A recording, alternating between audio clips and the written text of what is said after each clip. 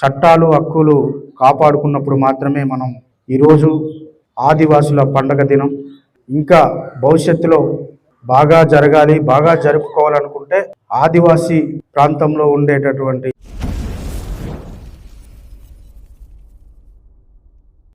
ఆదివాసీ దినోత్సవానికి విచ్చేసినటువంటి పెద్దలు, గౌరవనీయులు శ్రీ బాబురావు నాయుడు సార్ గారికి, అలాగే డిప్యూటీ డిఓ శ్రీ సోమెలి చెల్లయ్య గారికి, కాంగ్రెస్ పార్టీ జిల్లా అధ్యక్షులు సతక బుల్లిబాబు గారికి, సభాధ్యక్షులు దొరగారికి, అలాగే గిరిజన ఉద్యోగుల సంఘం మాజీ ప్రధాన కార్యదర్శి వర్యులు, ఆదివాసీ నాయకులు సోమెలి సింహాచలం గారికి, బాకురు రాజ్బాబు గారికి, కొలపారి సురేష్ గారికి, వేదిక మీద ఆశీనులైనటువంటి పెద్దలందరికీ కూడా పేరు పేరున నమస్కారాలు తెలియజేస్తా ఉన్నా. అలాగే ఈ కార్యక్రమానికి విచ్చేసినటువంటి నా మిత్రులకు, విద్యార్థులకు, నా సోదరులందరికీ కూడా నమస్కారాలు తెలియజేస్తా ఉన్నా. ఈరోజు ఆదివాసుల పండగ దినం. ఆదివాసుల పండగ దినం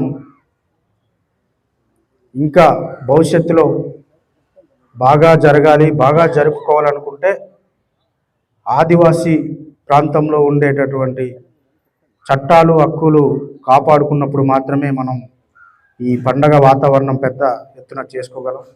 ఇప్పుడున్నటువంటి వాతావరణం, మనకున్నటువంటి చట్టాలన్నీ నిర్వీర్యమవుతున్నటువంటి క్రమంలో ఈ సందర్భంలో ఒక నిరుత్సాహంతో మనం ఈరోజు పండగ నిరుత్సాహంతో చేస్తూ ఉన్నాం, ఆనందంగా కాదు.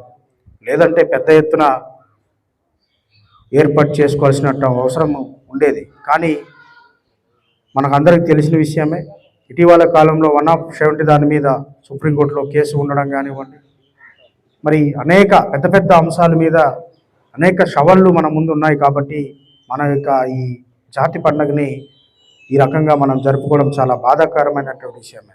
అయితే ఒక్క విషయాన్ని మీ అందరి ముందు చెప్పి నేను ముగిస్తా. రానున్నటువంటి ఆదివాసీ పండుగ రోజు గౌరవ మాజీ కలెక్టర్ వారు శ్రీ బాబురావు నాయుడు గారి సారథ్యంలో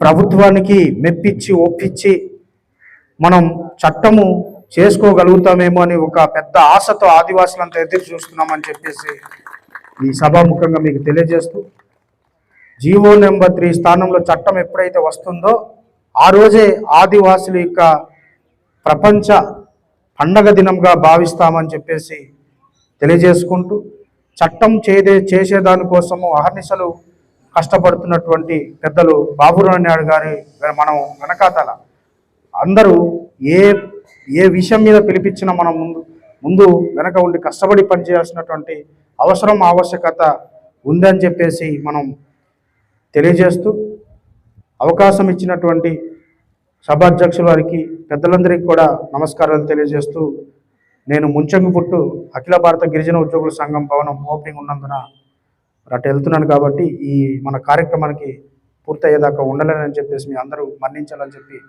తెలియజేస్తూ, పెద్దలందరికీ మరొకసారి ధన్యవాదాలు తెలియజేస్తూ ముగిస్తున్నాను.